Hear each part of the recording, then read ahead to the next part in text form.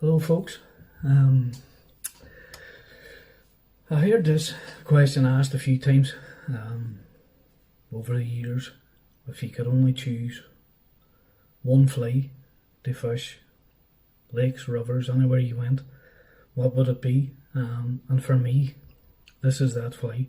So I'll just get started here. The hook and the vise is a size 8 barbless nymph hook from Rod and Buzzer. Thread I'm going to use is Gordon Griffiths sheer black and 12/0. So just start our thread behind the eye of the hook, run on a few turns, nip away our excess, and run that down towards the rear of the fly, where our tails are going to start from. Now, the tail and the wee slips that run up each side of the fly is just goose filler. So for this I'm going to take off a slip of this filler, not that big, you only need about 4 or 5 strands of one of the sides of the goose filler. Come on and trim that away. So the tail you want to keep round about the same length as the body of your fly. So come on, measure that up. Just come on then and carry that over the tail of your fly. Now, how you want to do this is grab your goose filler between your finger and thumb, where you want the tail to start. Give a pinch and loop over the top, and then pull down tight while you're still holding tight with your left hand, and that'll keep the shape of your tail. Now run your thread towards the front, keeping that filler up on top. So come on then and knock away your excess. So the rub on the fly is silver wire. So I'm just going to tie that on now before I come back down the body. So just catch that on and run your thread towards the rear of the body. Now, the body of the fly is silver tinsel. I'm just going to go with the original tie-in. You can put on holographic silver, you can put on dubbin, whatever you so choose. But for me, I always stuck with, as I say, the original pattern. Now, what this is jewel tinsel. There's gold on one side and silver on the other. Now, when you're tying this on, you want to tie the silver side against the hook shank and the gold side towards yourself. And what that does is, whenever we go to turn over, it keeps the gold side on and the silver side out. So run that thread on down to where we caught on our tail.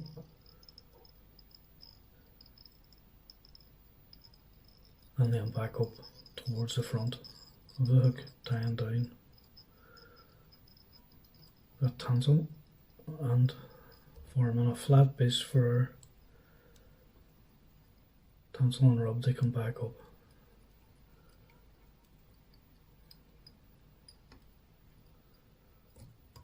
So our silver tinsel, you want a good full turn at the back, and just be careful you're not catching on a tail fibre, and then bring your silver tinsel and touch and turns up to where we stopped our thread behind the eye of the hook.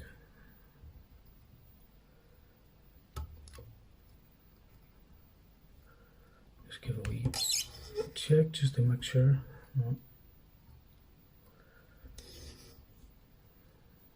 Come on then, tie off that tonsil. Take away our excess. And then our wire. So fold her at the tail. And then start to bring your wire up and open turns, and you want to get 4 or 5 good turns over this tonsil. So that wire gives you a bit of strength in that tonsil and stops it from getting pulled apart. So 3 or 4 turns over the top, pull your wire out straight and run it up towards the other hook. Come on then and helicopter away that excess. Now, run our thread back down, tying off all that wire and tonsil and giving ourselves a flat base for our hackle to come on. So the hackle on our fly is just a black cock hackle. And if you take this off the cape, you can measure up your hackle to find a feather that's of the length that you want. So that's perfect for me there. So come on and strip down our excess, the parts we don't want. Pull the linen fibres back, and we want 2 or 3 good turns of this black hackle.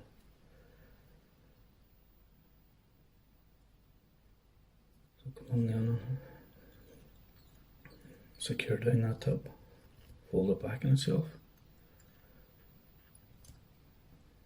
locate the top. Come on and trim that away. So run the scissors down each side of our hackle just to break the shoulder and encourage the fibres to fall towards the back of the hook.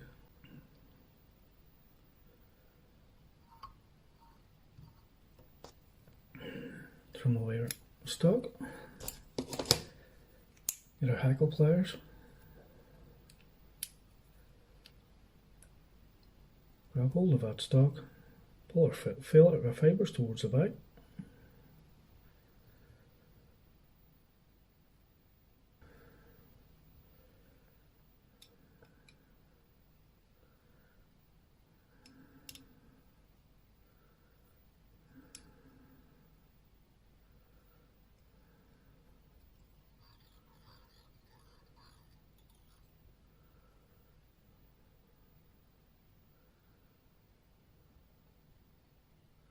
So come on then, tight turn over the top of our stock, release the hackle pliers, couple of tight turns to secure. Come on then and knock away the excess. Run our thread up then behind the hackle, spread that out so that it's sitting the way we want it to sit. So the next part on the fly then is a piece of peacock sword. So our peacock sword goes on as an overwing, and then we have 2 red strips going up each side. But the sword, what you want to do with it, galler to galler, your tops. Come on then and trim that off.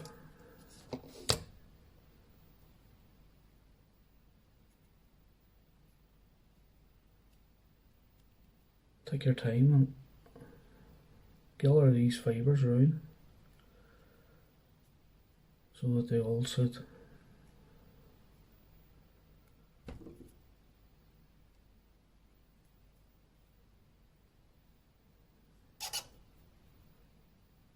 no, same direction. It takes a wee minute just to get them lined up, but a minute spent here is the difference between a decent fly and a poorly tied fly. So as I say, take your time forming the wing. Now the length, we don't want to come to the full tail, so round about halfway down the tail, maybe just a wee bit more than half is ideal, and come on a few turns over the top, and then give yourself a minute then just to check that out and see how that's sitting.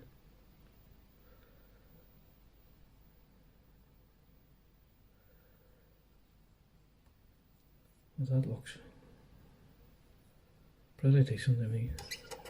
So come on and knock away that excess. Now the last part on the fly, and I'm going to do this before I put on the turns at the head, and the reason being I don't want to leave that head too big and too bulky. Now the last part in the fly is, this is our filler. What we need is 3 or 4 fibres of a strip off each side. Keep one down one side and one down the other. So if you look, there's 2 sides on your goose filler. There's the front, which is smooth, and then there's the back, which is grooved. And if you look, you can see the grooves run through the back of the filler. Now, I'm going to take off 3 slips. So count down 1, 2, 3, and then take that off. Pull it up and cut it off clean, and then do the exact same on the opposite side, so that we've got 2 smooth sides, one for this side and one for the opposite side.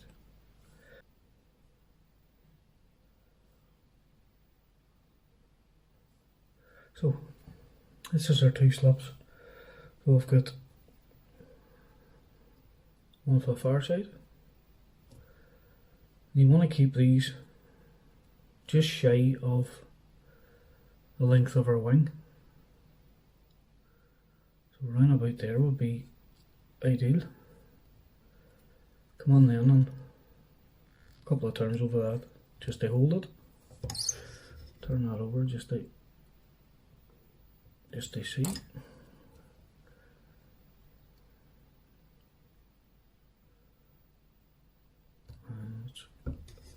Stay on. And then the same for this side, is I just have the same 3 fibres off the opposite side of the slip, and what that does is gives you the same shape on both sides. So same again, 2 or 3 tight turns over that just to hold that down. Come on then and have a look and see if it's sitting the way we want the fly to sit. That's perfect. So just come on then and knock away the excess of them 2 slips.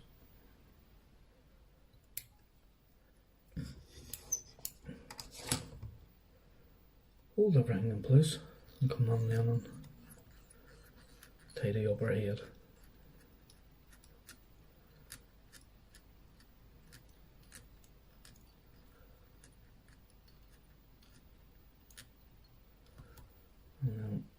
You can, if you so choose, come in and add jungle cock cheeks, jungle cock eyes, but I'm not going to, you know what I mean.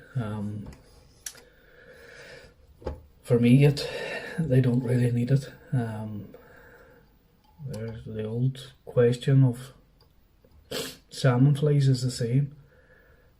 Is a fly better, or does a fish better with jungle cock? But I don't know. and I'm not going to get into the debate either. Some patterns look well with it and they suit the pattern, and other ones then I don't really say they do. But that's, for me, if I had only one fly to choose to fish between rivers, lakes, still waters, ponds, that would be it there. I've caught rainbow trout, brown trout, sea trout on it. As I say, I've never caught a salmon on it now. Just to varnish the head. So come on then and give her head a wee coat of varnish. And all what this is clear tile varnish and a wee needle.